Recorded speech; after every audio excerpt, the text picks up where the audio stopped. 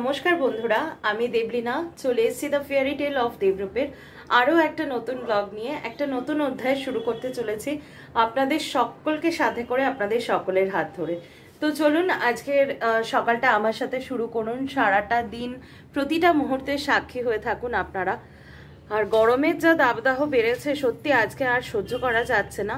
তাও একটু দেখছি রোদের তেজটা কম আছে, কিন্তু মানে গরমের সাথে পাল্লা দেওয়া যাচ্ছে না। আর অ্যাজ ইউজুয়াল দেখুন, আগে দুদিন অন্তর জল দিলে হতো, এখন কিন্তু প্রত্যেক দিন পাখিদের জন্য জল দিতে হচ্ছে। পাখিদের মিন্স যারা বাইরের পাখি, আজকের ব্লগে আমি দেখাবো। প্রচুর পাখি এসেছিলাম, ঠিক করে তুলতে পারিনি, মানে ভেতরে লাইট জ্বলছিল তো সি থ্রু হয়ে গেছে ওদের কাছের জানলার এপার ওপার থেকে, তো তখনই উড়ে গেছে। তাও আমি নিয়েছি। প্রচুর পাখি আসে, ছাতার আসে, ছাতারই বলে সম্ভবত, ঝগড়ুটে বাবুইও বলে, তারপরে দুর্গাটুনি আসে, ওদের ঠোঁটটা আবার এরকম মধু খায় সেই জন্য। ঘুঘু আসে, প্রচুর ধরনের শালিক আসে, পাখি আছে আর কি। তো ভালো লাগে। As usual the flight is coming but I won't stop, যেটা আমি সবসময় বলে থাকি যে প্রতিকূলতার মধ্য দিয়েও সেটাকে খর্ব করে এগিয়ে চলতে হবে, যাতে সেটা দুবার না আসে, আর চলার পথটাও যাতে স্মুথ হয়।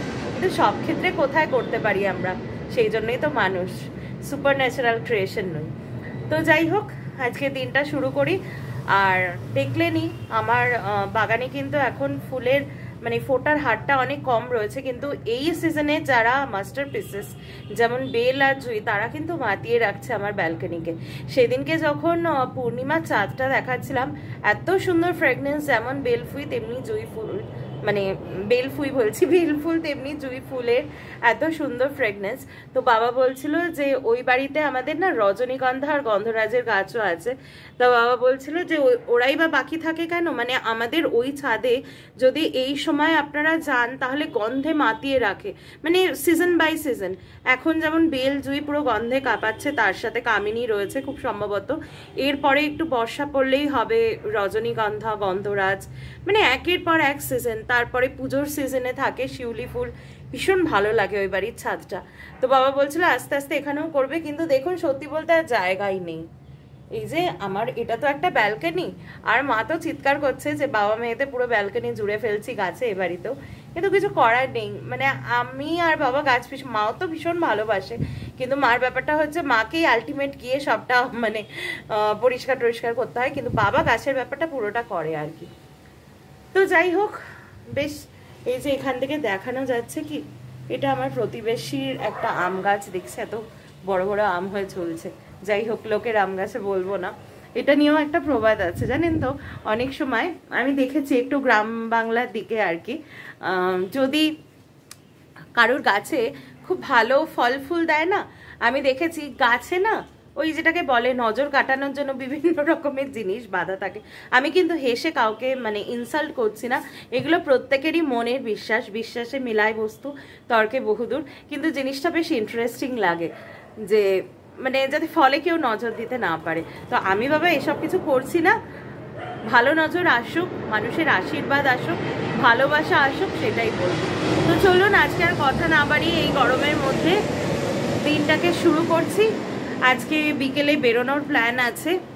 তো যেটা বলছিলাম বলে দিয়ে, আজকে যে জায়গাটায় যাব আর কি, যেখানে যাব আর কি, একটা জিনিস নেওয়ার আছে।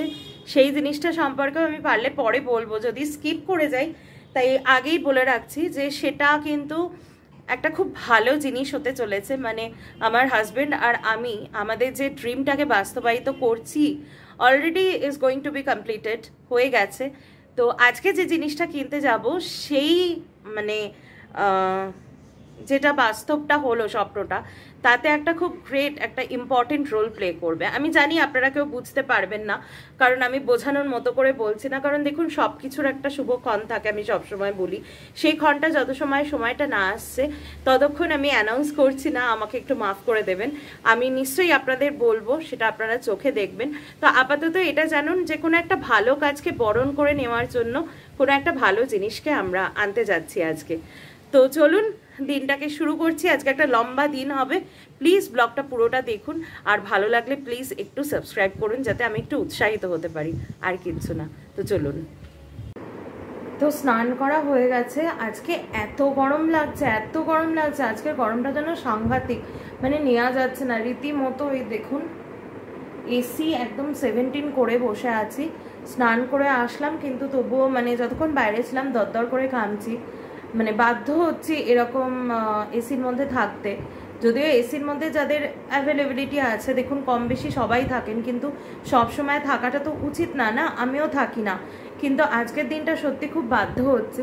সেই জন্য মানে আমার চ্যানেলের থেকে আমার না একটা জিনিস দেখুন, পুরো এই বারান্দাটায় ভর্তি পাখি, দেখতে পাচ্ছেন কিনা জানি না। একটা ছাতি মাছে, তারপরে দুকাটুনি হাজব্যান্ড ওয়াইফ দুজনে এসছে, ঘুঘু রয়েছে, বা এখানটা দিয়ে দেখতেও ভালো লাগে। তো যেটা বলছিলাম আর কি, আমার চ্যানেলের মাধ্যমে সবাইকে বলবো যারা এই গরমের মধ্যেও কাজের জন্য বাইরে বেরিয়েছেন, মোট কথা যে কোনো কারণে বাইরে বেরিয়েছেন, সবাই প্লিজ পকেটে না ওয়ারেসটা ক্যারি করুন। যেখানেই জল পাবেন, এসব মানে ঠান্ডা একদম চিল্ড জল বলছি না, রুম টেম্পারেচারের জলে ওয়ারেসটা মিশিয়ে খান। কারণ দেখুন অনেকেই হয়তো বলবেন নুন চিনি লেবুর জল, কিন্তু আমরা তো জানি না কখন আমাদের শরীরে কি কি প্রবলেম হচ্ছে আর কি। প্রেশার, সুগার এগুলো যদি আনট্রিটেড থাকে, তাহলে কিন্তু চিনি বা নুনের পরিমাণ আমরা যখন মেশাবো, আমরা তো বুঝে মেশাতে পারবো না, সেটা কিন্তু শরীরে উল্টো এফেক্ট করবে। ধরুন যার ডায়াবেটিক্স আছে কিন্তু জানেন না, অতিরিক্ত চিনি খেলে এই গরমের মধ্যে প্রবলেম হতে পারে। যার ধরুন প্রেশার আছে তার তো আরও খারাপ, অতিরিক্ত নুন খেলে একে গরমের মধ্যে বিভিন্ন অঘটন ঘটতে পারে। তাই ওয়ারেসটা ক্যারি করুন, মেডিসিনের দোকানে পাওয়া যায়। ওয়ারেসটাকে সবসময় ক্যারি করুন, ঠান্ডা মানে নর্মাল রুম টেম্পারেচারের ঘরের সাথে মিশিয়ে বারবার ওয়ারেসের জল খান। তো এইটা আর কি ভাবলাম যে সবার উদ্দেশ্যে বলি। এটা হয়তো সবাই জানেন, কিন্তু একবার বললে কি জানেন তো, জিনিসটা যেহেতু আপনারা আপনাদের মূল্যবান সময়ের থেকে আমার ব্লগ চ্যানেলটা দেখেছেন, তাতে করে আমি যদি বলি, আমার অন্তত মনের শান্তি যে আমার এক্সটেন্ডেড ফ্যামিলি মেম্বারদের অন্তত আমি এতটুকু মনে করিয়ে দিচ্ছি, যাতে ওনারা সকলে, আমরা সকলে যাতে সুস্থ থাকি, নিরোগ থাকতে পারি। তো এখন যাব আর কি লাঞ্চের জন্য, কিন্তু বিশ্বাস করুন বেরোতে একদম ভালো লাগছে না এসি রুম ছেড়ে, কিন্তু ডাইনিংয়ে যাব আর কি লাঞ্চের জন্য। এখন চটপট স্কিন কেয়ারটা করে নিই। তো চলে এসেছি এখন আর কি লাঞ্চের টেবিলে। প্রচণ্ড গরম, খালি গা উঠবেই, কিছু করা যাবে না। বাবা বলছে খালি গায়ে বসে, খালি গা উঠবেই, তার কারণে এইটা দেখাতে গেলে উঠবেই। তো আজকের লাঞ্চের মেনু হচ্ছে ভাত, ঝিঙে আলু পোস্ত, পাবদা মাছের ঝাল, ওটা একটু দেখাও মা, পাবদা মাছের ঝাল এই যে, আর এখানে রয়েছে মাটন, আরো অনেক কিছু রয়েছে, ইলিশ মাছের। তো খাওয়া হয়ে গেছে। এবার আর কি একটা জিনিস দেখাই, খুব বাজে অভ্যাস আমি বুঝতেই পারছি। এই শনপাপড়িটা আমাদের গ্রসারি আসে যে দোকান থেকে আর কি, পাড়ার যে দোকান থেকে, বাবার একদম বাধা ধরা দোকান, ওই কাকুর দোকান থেকে, আর ওই মানে কাকুর ছেলেরা, দাদা বলি আমি, সোনাদার দোকান থেকে নিয়ে আসে। তো প্রত্যেক বছর পয়লা বৈশাখে বাবাকে আর ওকে শনপাপড়ির প্যাকেট দেয় আর কি। সেগুলো সব আমার করা এত হয়, দুপুরবেলা খেয়ে ওঠে আমার ভীষণ ইস্পিস করে মিষ্টি খাওয়ার জন্য। তো দুটো শনপাপড়ি আর কি খেলাম, তারপরে জল খাবো। এবার একটুখানি ক্রেস্ট নিয়ে তো চলে এসেছি একদম গাড়িতে। যেটা বলি, কোথাও বেরোনো থাকলে কিন্তু অ্যাডভান্স বলি না, প্ল্যান যাতে ভেস্তে না যায়। তো গাড়িতে বসে গেছি। এখন যাব হচ্ছে বউবাজার, জুয়েলার্স, মানে শাউ জুয়েলার্স হবে আর কি নামটা। তো ওখানে যাব, একটু সিলভারের কিছু জিনিস আর কি দেখবো, সেই জন্য যাব। তো কি দেখবো না দেখবো সেটা তো বাড়িতে এসে আপনাদেরকে দেখাবো। আপাতত বউবাজারের উদ্দেশ্যে যাওয়া যাক। আজকে বাবার একটু বিশেষ কাজ থাকায় বাবা আমাদের সাথে যেতে পারছে না, বাবা বাড়িতে রয়েছে, বাবাকে বাড়িতে এসে দেখাবো। আর বাদ বাকি কিন্তু অ্যাজ ইউজুয়াল রয়েছে মা আর ও। একটু হাই করে দাও তোমরা। আর আজকে আমাদেরকে নিয়ে যাচ্ছেন হচ্ছে ববিদা, তাই তো? ববিদাও আমার এক্সটেন্ডেড ফ্যামিলি মেম্বার একজন। তো চলুন শুরু করুন। তো চলুন একবারে দোকানে নেমে আপনাদের সাথে দেখা হচ্ছে। আসুন আপনাদের সাথে নিয়ে বউবাজার ঘুরে আসি, চলুন।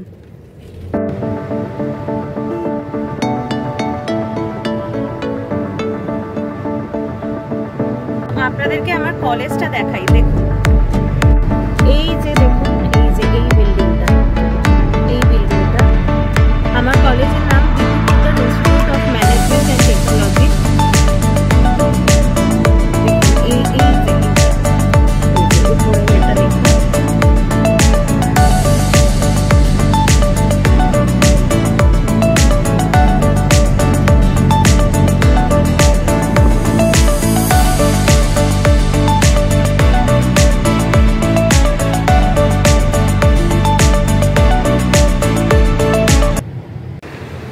চলে এসেছি আমরা বউবাজার আর কি। এবার যাব সাউ জুয়েলার্সে। তো দেখে নি, এখানে কিন্তু মানে যাকে বলে আর কি কলকাতায় সোনার দোকানের মেন আখড়া। তো আপাতত আমরা সাউ জুয়েলার্সে যাব বলে ভেবে এসেছি, সেই জন্য ওখানেই যাচ্ছি। সুযোগ পেলে কিন্তু আমি আরও অন্য দোকান এক্সপ্লোর করে আপনাদেরকে দেখিয়ে দেবো আর কি। তো চলুন, এসে গেছি প্রায়, একবারে দোকানে গিয়ে আপনাদের সাথে কথা বলছি।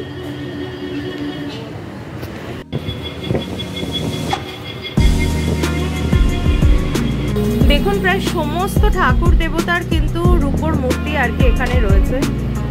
একটু জুম করে বা কাছ থেকে দেখলে বুঝতে পারবেন। তো আমরা এখন এসছি the land of silver Sau জুয়েলার্সে এসছি। দেখুন এনাদের হিউজ আর কি, এনাদের শুধুমাত্রই সিলভার কালেকশন, এনাদের শুধুমাত্র সিলভার কালেকশন। সিলভারের বিভিন্ন মূর্তি রয়েছে, আরও এখানে রয়েছে ঠাকুরের ক্রাউন, খাড়া, আরও ইত্যাদি জিনিস রয়েছে। তো আপনাদের একটু লোকেশনটা বলে দেবেন?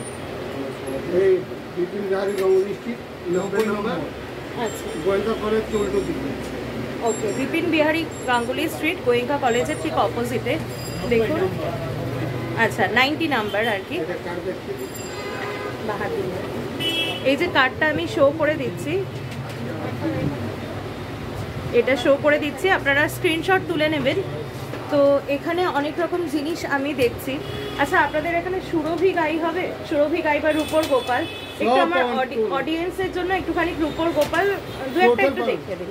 আপনাদেরকে যদি কারোর রূপর গোপাল লাগে, সামনে জন্মাষ্টমী আসছে, এখনো দেরি আছে, তবু আপনারা যদি কেউ প্ল্যান করে থাকেন যে জন্মাষ্টমীতে রূপর গোপাল নেবেন, তবে এই জায়গাটা কিন্তু আইডিয়াল হবে। চলুন দেখে নিই রূপর গোপালের কি কি কালেকশনস আছে।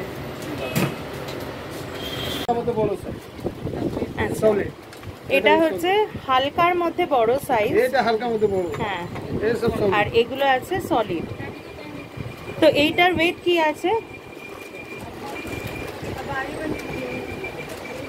273 গ্রাম।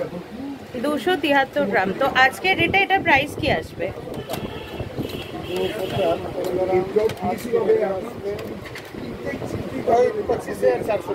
25,400 টাকা।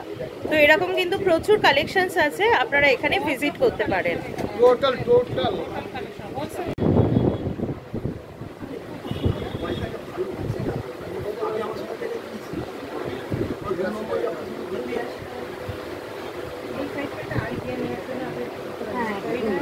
কত ওয়েট আছে? আর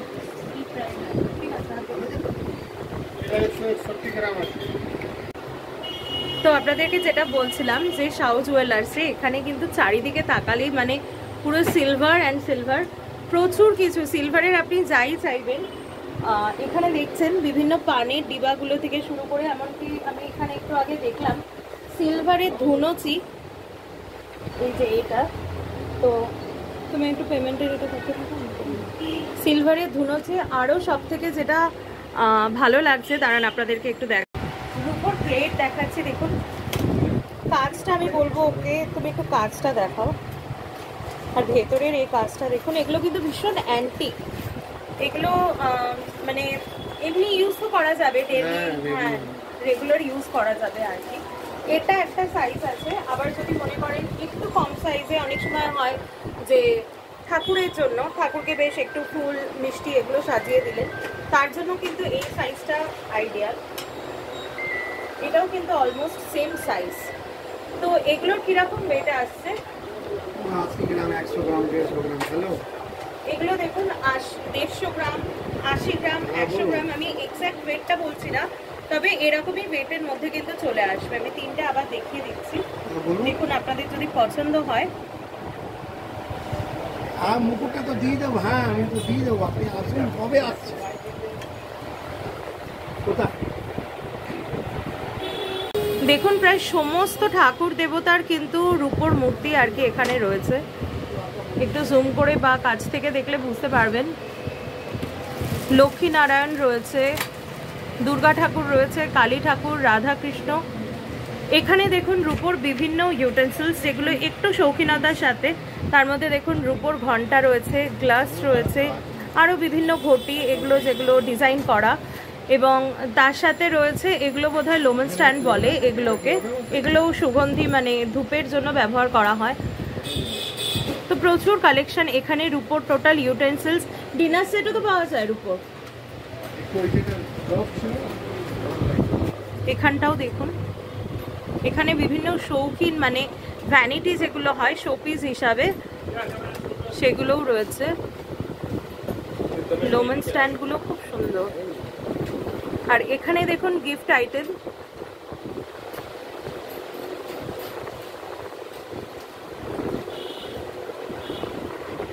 দেখুন এই গণেশ ঠাকুরটা কি অদ্ভুত কাজ, দেখুন ভেতরে সাইজটা আমি দেখাচ্ছি, এই রকম আসবে হচ্ছে আমার হাতে সাইজটা, কিন্তু প্রত্যেকটা কাজ ভীষণ নিখুঁত। মানে এই যে লোটাসের উপরে বসে রয়েছে, হাতে মোদক রয়েছে, 4টে হাতে টোটালটা, ইভেন আশীর্বাদের হাতে এই যে ছোট্ট দেখুন ওং যে সাইনটা, এটাও কতটা নিখুঁত। তো দাদা এটা কিরকম ওয়েটে আসবে এই গণেশ ঠাকুরটা? এটা 150 গ্রাম আছে এই গণেশ ঠাকুরটা। আচ্ছা, এইটা দেখুন রূপোর ঘন্টা, এটা প্লাস্টিক করা রয়েছে। প্রথমেই আমি কাঁচটা দেখাবো, এই কাঁচটা দেখুন, সত্যি খুব অ্যান্টিক এই পিসগুলো। তো রূপোর সাম্রাজ্য থেকে ছোট্ট একটা জিনিস আমাদের প্রয়োজনীয়তা যেটা ছিল সেই জিনিসটা কিনে নিয়ে আমরা কিন্তু এখন বাড়ি ফেরার পথে। বাড়ি ফিরতে প্রচুর জ্যাম ছিল, একটু দেরি হয়ে গেছিলো, তো সেই জন্য আমরা কোনো জায়গায় ডিনারে আর কি বসিনি, বাবাও বাড়িতে ছিল, ডিনারটাকে আমরা প্যাক করে নিয়েছিলাম।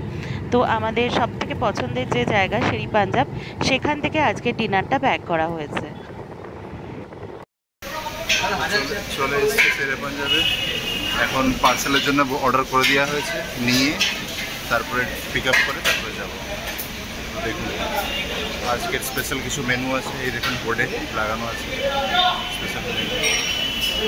তো বাড়িতে চলে এসেছি অনেকক্ষণ, আর ভীষণ টায়ার্ড ছিলাম সবাই আর কি। তো ও তো আজকে শেরি পাঞ্জাবের থেকে খাবার নিয়েছে, তো খাবারটা দেখিয়ে দিই। এই যে আজকে আর এসিতে না বসে পারছি না, আর একজনকেও দেখাচ্ছি যে আর একজনও বসে গেছে পুরো প্ল্যাটার নিয়ে, পনির ঝাল ফ্রিজি আর পনির বাটার মশলা। আচ্ছা, আর এটা কি জানো, আর আলু ভাজাটাকে কি বলে, ফ্রেঞ্চ ফ্রাই, আর Hyderabadi chicken masala kulcha, same here.